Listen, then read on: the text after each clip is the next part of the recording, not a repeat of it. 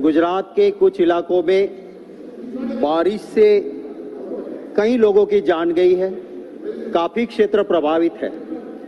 दक्षिण गुजरात, साउथ गुजरात के हमारे नवसारी, व्यारा, सोनगढ़ से लेके सेंट्रल गुजरात में बोरसद ले ले या सौराष्ट्र में पोरबंदर, जूनागढ़ का घेड़ या द्वारका तक बहुत बड़े पैमाने पे बारिश से लोग प्रभावित है।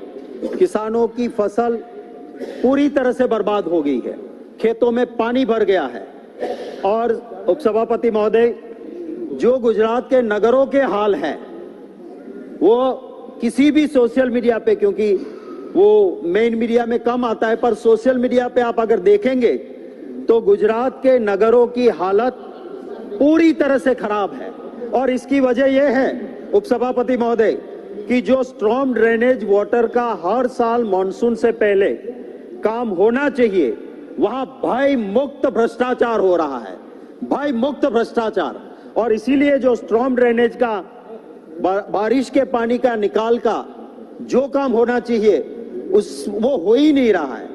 नेचुरल वे में पानी जो बाहर निकलना चाहिए, honourable supreme court and high court has time and again said कि इसमें कहीं रोक नहीं होनी चाहिए। गुजरात में ऐसी जगहों पे आशीर्वाद है उन सत्ताधीशों के कि वो जगह जो है उसके ऊपर अनऑथोराइज्ड कंस्ट्रक्शन बन गए हैं, तो नेचुरल वे में पानी निकल नहीं सकता है। उपसभापति महोदय, डिजास्टर मैनेजमेंट एक्ट के प्रावधान है रेस्क्यू, रिलीफ एंड रिहेबिलिटेशन, खोज एंड बचाओ, राहत दो और पुनर्वास करो। मुझे दुख के साथ कहना पड़ रहा है कि गुजरात में बारिश के प्रभावित लोगों के लिए ये तीनों चीजों में से कुछ भी नहीं हो रहा है। पुरानी परंपराएं रही है कि जिसको जो भी नुकसान गया हो उस नुकसान को डिजास्टर मैनेजमेंट एक्ट के तहत पूरी तरह से सहायता दी जाती थी, पूरी तरह से राहत दी जाती थी। और खास करके जो रोज का कमा के रोज खाते हैं उपसभापति महोदय, उनको कैश डॉल्स देने का प्रावधान है।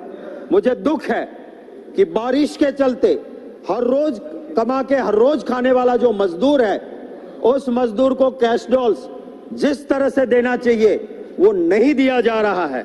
और इसी को चलते मेरी आपके जरिए सरकार को गुजारिश है कि डिजास्टर मैनेजमेंट या एनडीआरएफ का काम सेंट्रल गवर्नमेंट भी देखती है और उसका शेयर भी जाता है, तो गुजरात के लोगों के साथ न्याय होना चाहिए।